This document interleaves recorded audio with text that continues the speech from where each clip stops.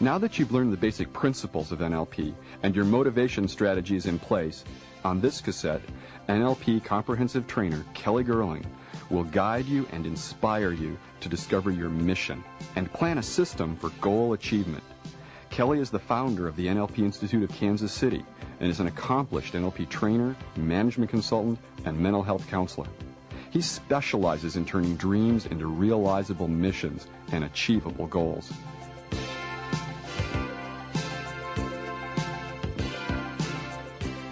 This tape is about personal passion, and the purpose of it is to give you an accelerated process that you can go through in order to accomplish one of two things. Either you will discover what your mission is, or if you already enjoy a strong awareness of your mission, you will make it more clear, more exciting, more passionate. Why is this important? Here's what having a mission accomplishes. You can make sure the goals you pursue are yours. You can make sure that you'll be glad you achieve them when you do.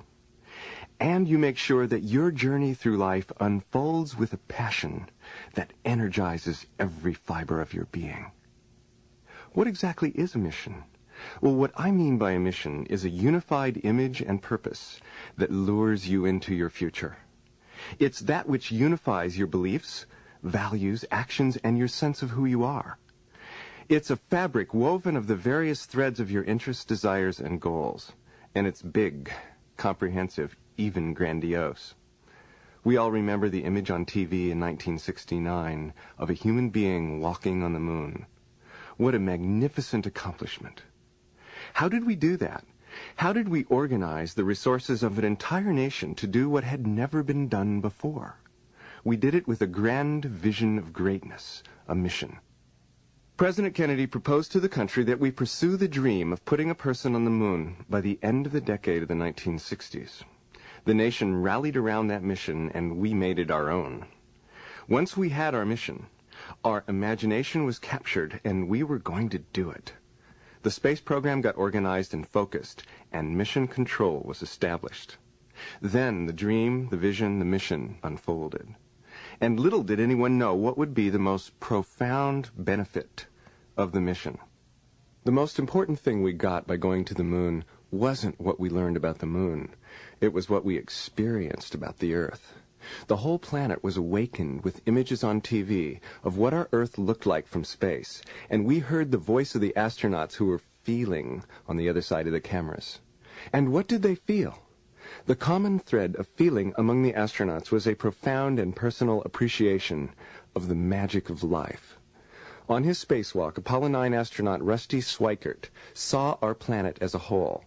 He said that he developed an extraordinarily personal knowledge of the interdependence of all life, an embracing of the planet that changed him forever. No longer did he believe in conflict-causing boundaries. That, from the point of view of space, don't exist. He and the other space explorers give humanity a view of the whole of life, the entire globe that sustains us. And what our planet's space explorers do for humanity, your imagination can do for you. And that's to comprehend the whole, to envision the big picture, and to deeply feel the importance of the life you live. As you listen to my voice, just consider me a consultant to your own personal mission control. Someone who is going to serve as a guide to help you achieve a sense of what it is in life that you're here to do. And let's think about you for a minute, you and your abilities. You have lived your whole life and you have survived. And yet, as Chief Seattle, a great American Indian chief, once pointed out, there is a difference between living and merely surviving. And so being motivated to survive is something you've always done. And as you think back to your life, there have been times when you had to get a very strong sense of motivation for yourself in order to survive. And now we're redirecting that energy, that survival instinct, so that you can use it for going beyond surviving to living the life that you choose. And the way to help achieve the living of such a life is to remember that in us is the capacity to learn.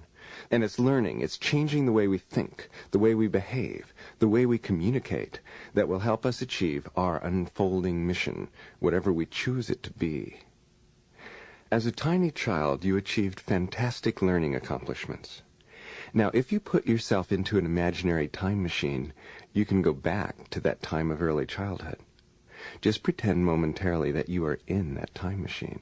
Imagine you're going back to that happy time of accelerated learning as a child. So be there and get glimpses of what it's like. Notice that people are very big. You look up at them. There is so much going on. You are actively and passionately learning. You are learning lots of things, especially the language. You are learning 15 to 30 new words a day. Without even thinking about it, you are learning hundreds of rules of grammar. And that ability to learn remains in you. You have 10 billion brain cells that together are twinkling with the circuitry of 1,000 cities. Your ears can hear 1,600 different frequencies. Your eyes can detect a single photon of light. The more than 300 million tiny air sacs in your lungs provide oxygen to the 100 trillion cells throughout your body. And these tremendous abilities to function and learn can be applied in many different ways. When you picture your ability to learn, see these kinds of capacities as a whole bright image of your human nervous system. A system of functional capabilities unrivaled in the known universe. And then, if you would ever doubt your own ability, this image can pop up as a factual account of your gifts, turning that doubt into confidence. And you take this confidence in your ability to learn, knowing that you can choose, at any point in your life, a new direction, a new course of action, in fact, a new mission. On this side of the tape, you'll be doing one of two things. Either you pick the enhancement of your existing mission in life, or you may find, because of the signals you're getting from within, it's time to create a new mission for yourself. Let's consider a few incredible, successful people who have set themselves in a direction of living their life with a single mission that gave wondrous and rich meaning to their life and thus spawned their achievement. One is the great movie director Steven Spielberg. More people have seen his movies on this earth than any other single director. He started making movies when he was a little kid. When he was 16 years old, he made his first science fiction movie. That was it. He then decided that his mission in life was to be a storyteller through the medium of film. Whenever he has a chance, he's making movies because that's his mission, that's his passion, that's who he is, a movie maker. He is constantly creating because to him, making movies is like playing. Here's how Steven himself describes his work. I dream for a living. Once a month the sky falls on my head. I come to, and I see another movie I want to make. Sometimes I think I've got ball bearings for brains. These ideas are slipping and sliding across each other all the time. My problem is that my imagination won't turn off. I wake up so excited I can't eat breakfast. I've never run out of energy. So Steven Spielberg can be an example for us all of what can happen when you do what you love to do. Another one of my favorite inspirations is an athlete who races in the most grueling and difficult race in the world. I'm talking about the Iditarod dog sled race. It stretches 1,100 miles across the barren, cold wilderness in Alaska. The individual who has won this race 4 out of the last 5 years is Susan Butcher. How did Susan Butcher come to the place where she decided that she was going to be an excellent performer in this field?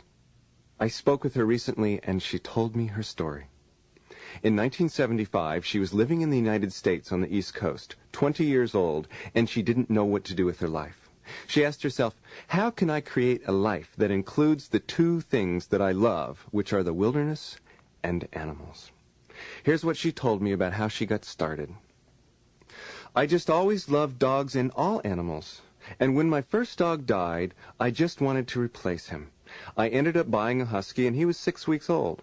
And I thought, wouldn't it be neat to teach him how to pull a sled? And so I did it as a hobby.